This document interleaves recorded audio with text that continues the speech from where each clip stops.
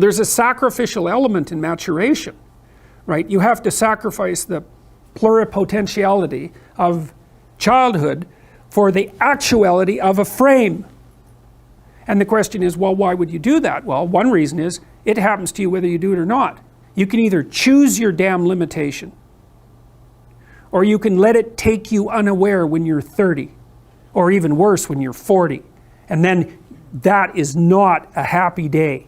And I see people like this, and I think it's more and more common in our culture because people can put off maturity without suffering an immediate penalty. But all that happens is the penalty accrues, and then when it finally hits, it just wallops you. Because when you're 25, you can be an idiot. It's no problem. Even when you're out in a job search, it's like, well, you don't have any experience and you're kind of clueless. It's, yeah, you're young, it's no problem. That's what young people are like, but they're full of potential. Okay, well, now you're the same person at 30. It's like people aren't so thrilled about you at that point. It's like, what the hell have you been doing for the last 10 years? Well, I'm just as clueless as I was when I was 22. It's, yeah, but you're not 22. You're an old infant, right? And that's an ugly thing, an old infant. So part of the reason you choose your damn sacrifice, because the sacrifice is inevitable, but at least you get to choose it. And then there's something that's even more complex than that in some sense, is that the problem with being a child is that all you are is potential, and it's really low resolution. You could be anything, but you're not anything. So then you go and you adopt an apprenticeship, roughly speaking, and then at least you become something. And when you're something, that makes the world open up to you again. Like if you're a really good plumber, then you end up being far more than a plumber, right? You end up being a good employer. Not that plumbers, I'm not putting plumbers down. It's like more power to plumbers. They've saved more lives than doctors. So, hygiene, right? So, if you're a really good plumber, well then you have some employees, you run a business, you train some other people, you enlarge their lives, you're kind of a pillar of the community, you have your family.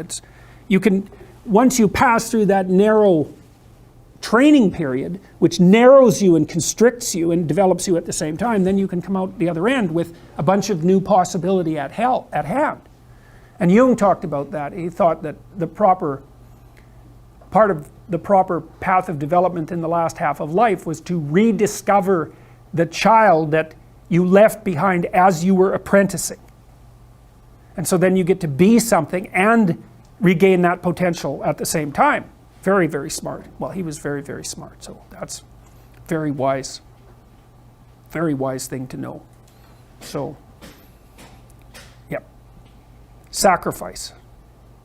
And we'll talk more about that too. You get to pick your damn sacrifice. That's all. You don't get to not make one. So you're sacrificial whether you want to be or not. That's a good thing to know as well. So even though it's rather, it's a rough thing to figure out. You can go to university to not be something instead of going to university to be something. And it's Pleasure Island. And the price you pay for it, especially in the US, is debt. And you're enticed into it because the administrators can pick your pocket. So they rob your future self while allowing you to pretend that you have an identity, right? Very nasty. And you can't declare bankruptcy with your student loans in the US. It's indentured servitude. And it's precisely Pleasure Island. It's exactly that. And so tuition fees have shot way out of control. And part of the reason that universities don't make more demands on their students and let them get away with all the things they let them get away with is because they're basically, why the hell would you chase them out? They're $100,000 or more. So they can do whatever they want as long as you get to sell them to the salt mines. Right. So, and it's not the only reason, because the other thing that's happened is that the rate of technological transformation is so fast now, and the rate of turnover of things is that it is genuinely harder for people who are, say, 18 to 20. When I was a kid, roughly speaking, the kind of rough patch for life was probably 14 to 17, something like that. Now I think it's 18 to 25. Something like that. And I think the reason for that is that all the jobs that the bloody hippies complained about being doomed to in the 1960s have now disappeared. Their problem was, oh my God, I'm going to have to work for a corporation and get a salary for the rest of my life. And then I'll just end up in it with a pension and that'll be my whole life. It's like, well, it seems like a lot better deal than an endless round of part-time Starbucks jobs. So, you know, some of it is that. It's there's a space now in our culture that is lacking for people to make that transformation from adolescence into adulthood. And so it's the cost of that is forestalled. It's not a good thing. It's not a good thing. Do you think this is affecting employers maybe in choosing younger people for a job? Maybe saying that they're seeing this slower maturation, or they're saying that this person's got a degree from U of T, but I've heard bad things, that degrees aren't worth it. Well, there's a couple of problems with the degrees, is that everyone has one. That's the first one. Because scarcity matters, obviously. The second thing is that the match between the degree and the workplace has become less and less self-evident. You know, what should happen when you go to university is you should learn how to think and formulate arguments. You should learn to think, speak, and write. That's what the humanities are for. They're to make you dangerous, right? Because if you can think and speak and write, you're deadly. In a complex job, you're exactly what's necessary. But if you don't have that, it's like, what the hell good is the degree? So, I mean, degree in English literature doesn't prepare you for a job. It could make you think, write, and speak, which prepares you for any complex job, and that's what's supposed to happen. But increasingly, I think that doesn't happen. And the employers are waking up to this very rapidly.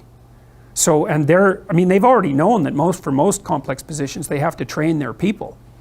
Now they're thinking, well, why do I have to bother with the degree if I'm going to train them, if it isn't bringing anything of value? You see this even in fields like law. We also seem to be tightly selected for the capacity to cooperate and compete, so that multiplies our cognitive ability. That's a huge part of it. And then we also seem to have constructed ourselves, so to speak, through sexual choice into these general purpose problem-solving creatures. And so we've internalized some of the Darwinian process. So you think, well, most animals will produce variants of themselves physically, and then most of those variants die. But human beings have built a mechanism, let's say, that's like a game engine. I think that's a really good, you know how there are game engines now that people have devised, they're computational devices, and you can take a game engine and you can generate games with it, like computer games. So the game engine is a mechanism for producing games. Well, that's what our brains are like. Our brains are game engines for producing games. And so what happens is that when you think, you produce an avatar of yourself, you produce a fictional world that avatar inhabits, and maybe you produce multiple fictional worlds and multiple avatars. That's the you that could be tomorrow, which is what you're doing when you're planning. And you walk the avatar through its potential routes, and those that look good you keep, and those that don't look good you kill. And so then you can embody the ideas that you keep and act those out, and hopefully the idea is that when you embody them, you're successful and you don't get killed. And so when we've been selecting each other for cognitive prowess, we've been selecting ourselves for the ability to generate avatars out of ourselves and kill them instead of dying. It's unbelievably brilliant. And that's really akin to the human discovery of the future, right? The future is a place where variants of you could exist. It's something like that. And other animals don't seem to be able to do that.